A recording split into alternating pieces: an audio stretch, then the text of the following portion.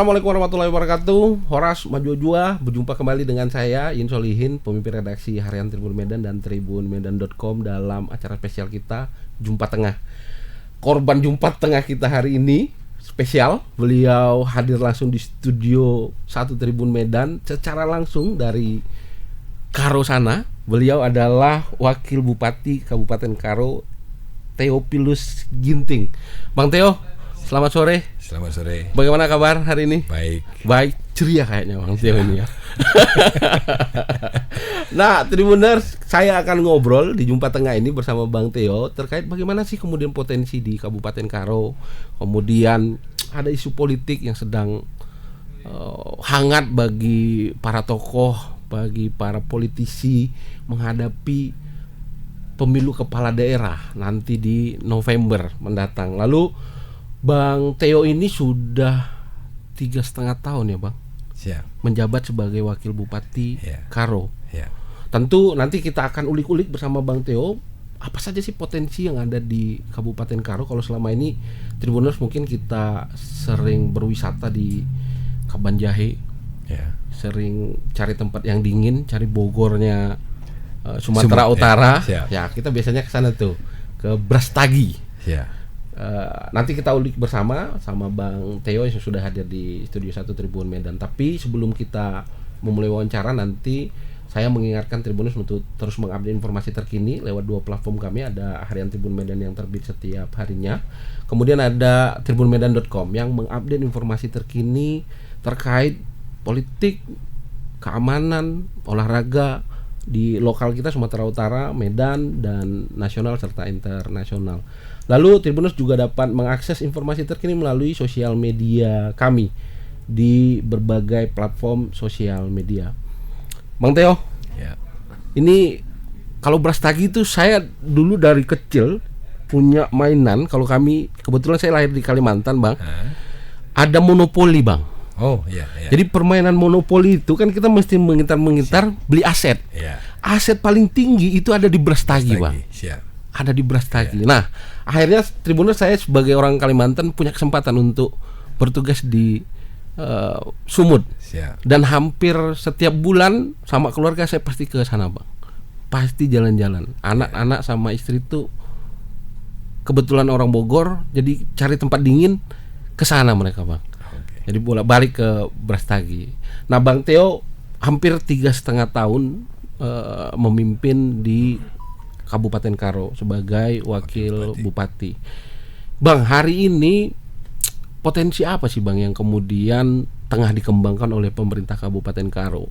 Dan potensi apa yang menurut Abang hingga hari ini belum dioptimalkan di Kabupaten Karo? Silakan Bang Theo.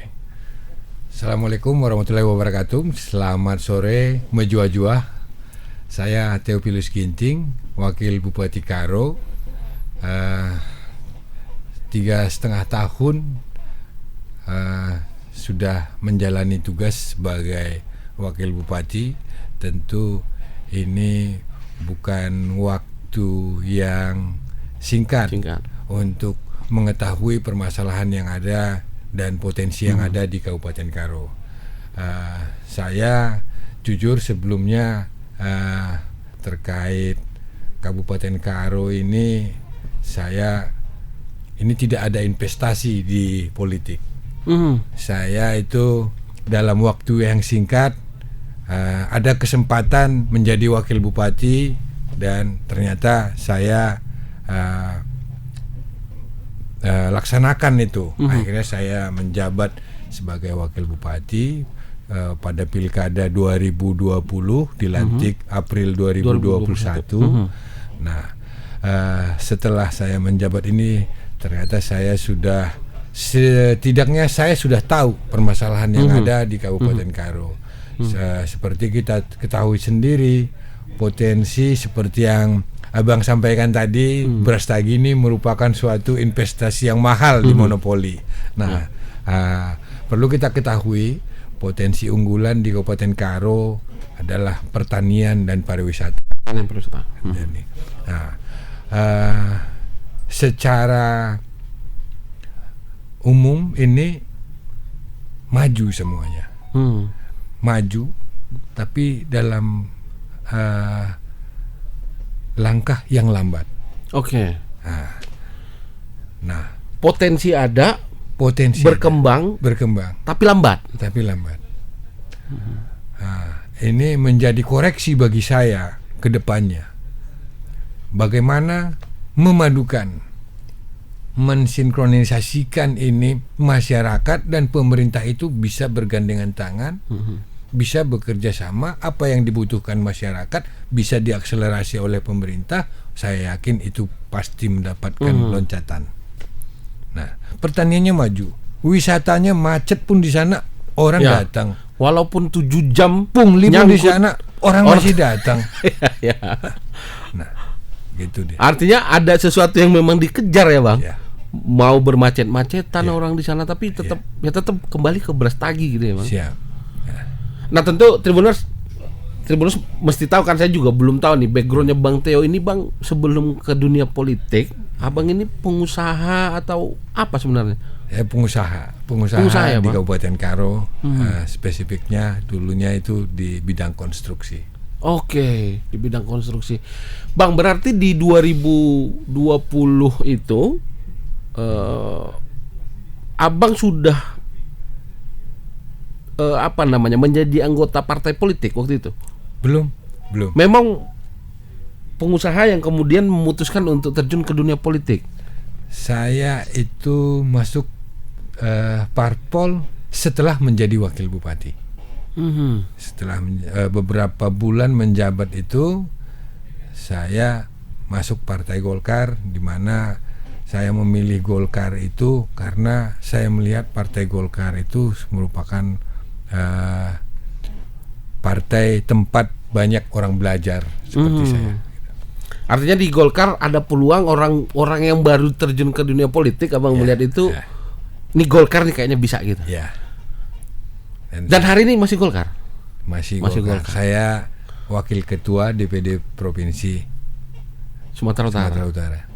Oke, siap. Pengusaha konstruksi yang kemudian, artinya kalau pengusaha nih biasanya dia tahu betul, Bang.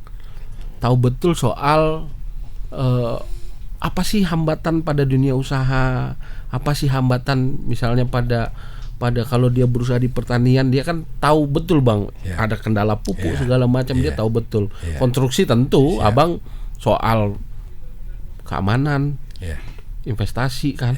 Mau bangun apa juga kalau nggak aman kan susah, Bang. Benar. 3,5 tahun singkat, tapi kan Abang punya apa ya, secara instingnya pengusaha tentu akan berbeda ya, Bang. Politisi mungkin berbeda. Pengusaha yang jadi politisi tentu kan double nih instingnya nih. Secara pengusaha dia tahu nih, mau ngomong pertanian apa sih yang mesti perbaiki. Mau ngomong pariwisata apa sih yang mesti diperbaiki. Nah, 3,5 tahun ini tadi, Bang, tentu kan pemerintah kabupaten kota mereka punya visi misi tuh, Bang. Katakanlah ada pendidikan di sana, ada kesehatan di sana, ada pembangunan infrastruktur di sana. Nah, bagaimana kemudian 3,5 tahun ini Bang Theo melihat sebagai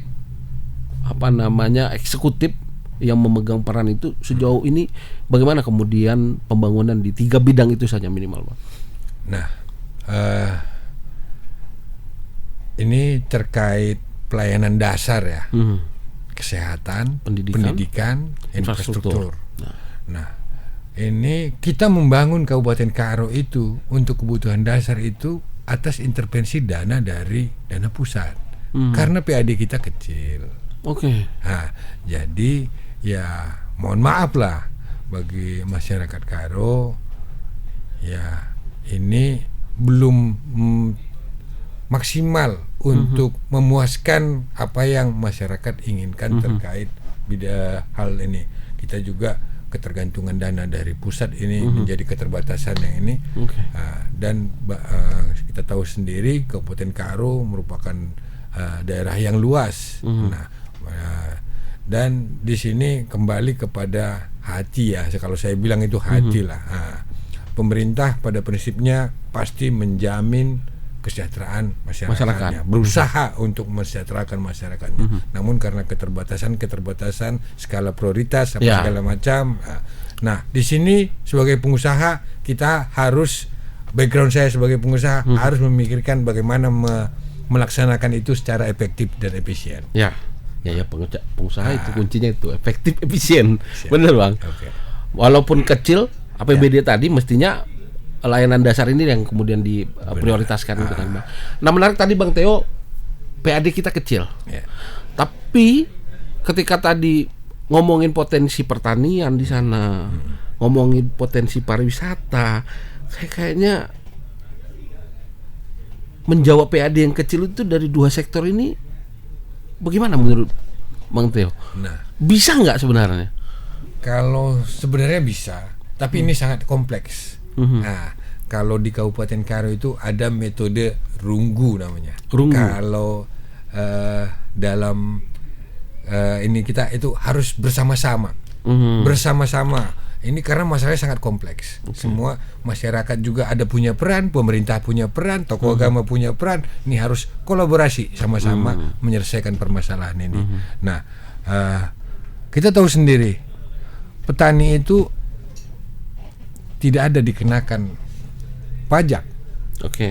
Nah, bagaimana terkait output dari pertanian ini bisa di-added value sehingga menjadi ada pendapatan daerah.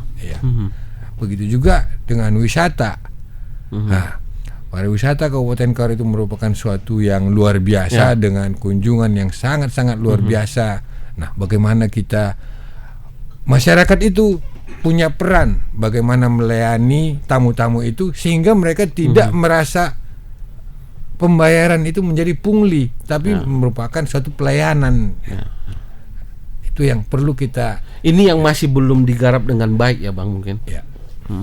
Ngomongin potensi pariwisata, lu kalau rasanya Bali itu Bang, kan PAD-nya paling kan dari pariwisata Bang. Mungkin UMKM di sana. Memang ada anekdot ya Bang, ada lucu-lucuan kalau ke Karo kawan-kawan bilang hati-hati beli jeruk katanya. Nanti yang dimakan di tempat manis begitu dibungkus jadi asam kata gitu Bang. Karena saya orang luar, saya coba deh saya bilang. Kalau sekarang tidak Bang. Tapi jeruknya sekarang manis semua. Saya beli Bang, saya buktikan manis pula Bang. Artinya anekdotnya nggak benar juga gitu. Mungkin dulu-dulu pas dia beli kena yang asam kan gitu kan Bang. Tapi ya tadi Bang, potensi pertanian tadi, potensi pariwisata, rasa-rasanya bisa kita maksimalkan untuk PAD tadi menjawab kemudian kebutuhan anggaran di pemerintah tadi kan Bang. Nah Bang, kemudian tentu saya nggak tahu Bang berapa persentase penduduk kita yang menjadi petani di 70%. 70%. Itu yang ASN-nya atau pedagangnya petani juga gitu loh. Jadi sudah SN dia punya kebun, dia tetap bertani gitu Bang. Nah, artinya 3,5 tahun ini pendekatan apa sih yang dilakukan oleh pemerintah Bang untuk kemudian menstimulus mereka? Pemerintah kan sudah ada pola tersendiri. Ada pupuk subsidi dengan aturannya, jatahnya ada PPL penyuluh apa segala penyertaan itu ada. Nah, tapi masyarakat yang saya lihat itu belum maksimal untuk memanfaatkan ini. Nah, masyarakat itu ya bertani tradisional gitu Bang. Konvensional. Ketika pupuk ini juga ya apa yang dia lahan itu butuhkan, ini ya kalau saya bilang masih jauh dari kerjasama dengan PPL. Pertanian berjalan sendiri. Gitu. Tapi rasa-rasanya ketika tadi kalau Abang bilang penyuluhnya sudah ada, pupuknya sudah ada, mungkin pendekatan Bang, pendekatan kepada petani bagaimana kemudian tidak hanya kemudian kan mungkin saya bukan petani Bang, mungkin ada petani yang nanam sekedar untuk kebutuhan dia. Tentu bicara soal produktivitas tadi Bang. Ketika pendampingan sudah dilakukan, pupuk bersubsidi mungkin sudah kita salurkan. Kan ngomongnya bagaimana kemudian meningkatkan produktivitas untuk si produknya. Kalau di sana kan sayuran Bang ya. Horti ada. Hortikultura. Artinya harus ada roadmap ke depan dong, Bang. Iya. Yang harus dibangun kemudian supaya pariwisata dan pertanian ini menjadi benar-benar maksimal menjadi sumbangan PAD terbesar. Mungkin tadi, Bang, pariwisata orang masuk dia bayar, Bang, tapi nggak ada efek ke pemerintah kabupaten kota, Kabupaten Karo khususnya, karena yang ngambil individual mungkin, duitnya nggak masuk ke PAD kita. Mestinya kalau tadi yang kamu bilang sudahlah macet, ada pungli, orang tetap datang. Kan potensi itu, Bang, sebenarnya. Tinggal keberanian mungkin dari pemerintah Karo untuk kemudian menertibkan ini. Mana kawasan-kawasan pariwisata yang harus kemudian kita benahi, kan gitu, Bang. Lah kemudian, Bang, kemarin 23 April ada berita yang kami buat, Bang Theo mendaftarkan diri menjadi calon Bupati Kabupaten Karo ke Partai Golkar. Bisa Bang jelasin itu? Ini nggak mau sepaket lagi? Saya belum menjawab itu. Belum menjawab itu ya? Itu masih dinamis. Oke. Tapi Abang sudah mendaftarkan diri saya di DPD Partai Golkar. Saya sebagai kader Partai Golkar sudah menjalankan tugas saya. Nah, ini kembali kepada partai sendiri nanti yang menentukan, dan kita harapannya bisa berkompetensi, bisa ikut dalam kontestasi politik 2024 ini, kita bisa menjadi pemenang. Nah, jadi banyak faktor yang mempengaruhi hal-hal ini. Jadi ini masih ada dinamika politik. Oke. Tapi secara kader, Abang menjalankan kewajiban sebagai kader untuk kemudian maju menjadi calon kepala daerah. Sebelumnya kita sudah mendapatkan surat penugasan kemarin. Sudah dapat penugasan dari DPD? DPP. Dari DPP. Itu atas nama Abang untuk maju sebagai calon bupati? Iya. Lah kemudian kan sedang tahapan nih, Bang. KPU juga sedang melakukan proses tahapan. Memang KPU hari ini setelah selesai Pilpres kan mereka harus menghadapi sengketa pemilu legislatif, Bang. Sambil kemudian KPU memang sedang mempersiapkan untuk ke pilkada. Nanti mungkin dimulai dengan perseorangan, baru ke calon dari partai politik. Abang sudah pegang mandat lah katanya, surat tugas gitu ya. Surat tugas dari DPP untuk mencalonkan diri sebagai Bupati Karo. Lah komunikasi apa, Bang, yang kemudian sudah dilakukan dengan teman-teman di DPP dan di DPD untuk kemudian ada nggak sih ada perintah nggak sih bahwa dari Golkar harus kader yang maju di setiap daerah? Tidak ada. Partai Golkar sendiri ada aturan tersendiri untuk penjaringan calon kepala daerah.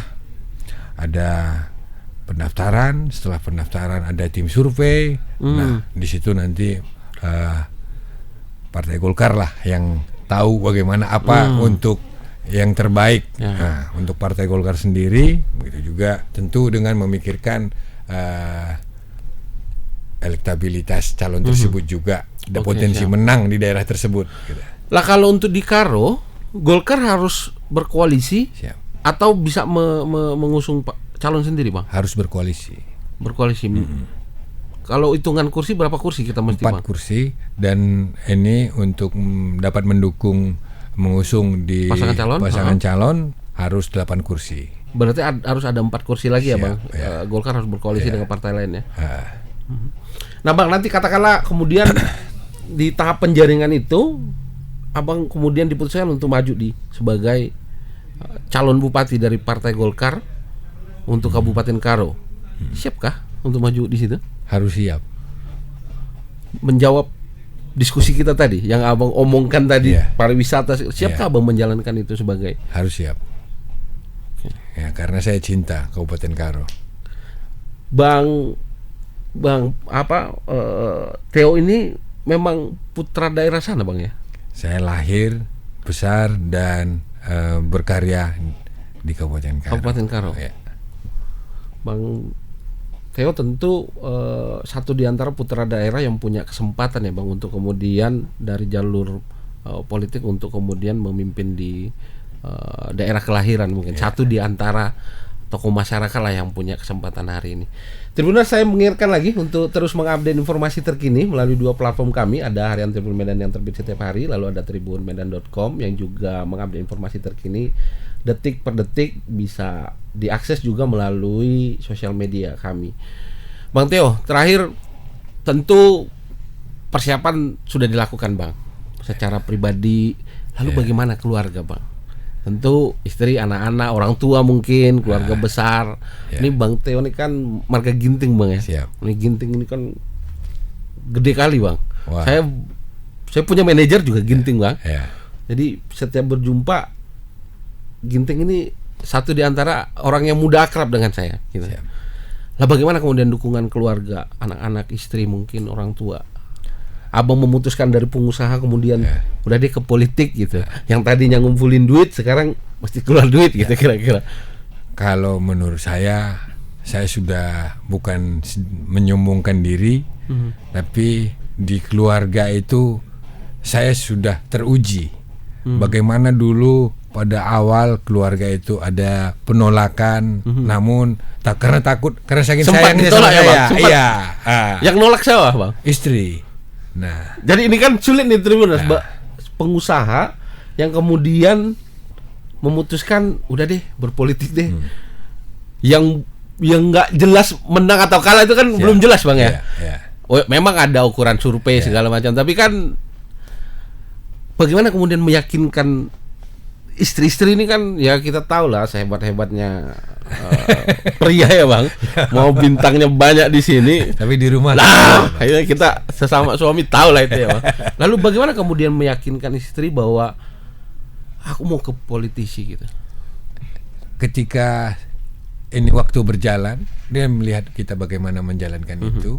Nah, ternyata kita bisa gitu. Nah, jadi ya itu sudah teruji, begitulah kira-kira. Dan ada diskusi-diskusi kita ya di rumah itu pasti kita laksanakan. Akhirnya ya udahlah majulah gitu ya. Ya. Dan ada berkat juga di situ Bang ya, kemudian terpilih menjadi wakil bupati. Nah sekarang ketika mau maju lagi, yang kemarin mungkin jadi wakil hari ini punya potensi untuk menjadi bupati, apakah ada diskusi panjang lagi soal apa namanya untuk maju ini? Ada, itu terus kita laksanakan. Ini dinamika politik internal di Kabupaten Karo juga kan ini dinamis ya. Itu senantiasa sering kita dengan tim, dengan keluarga kita diskusi juga bagaimana dalam melangkah mengambil keputusan. Tentu itu menjadi bahan obrolan kita sehari-hari.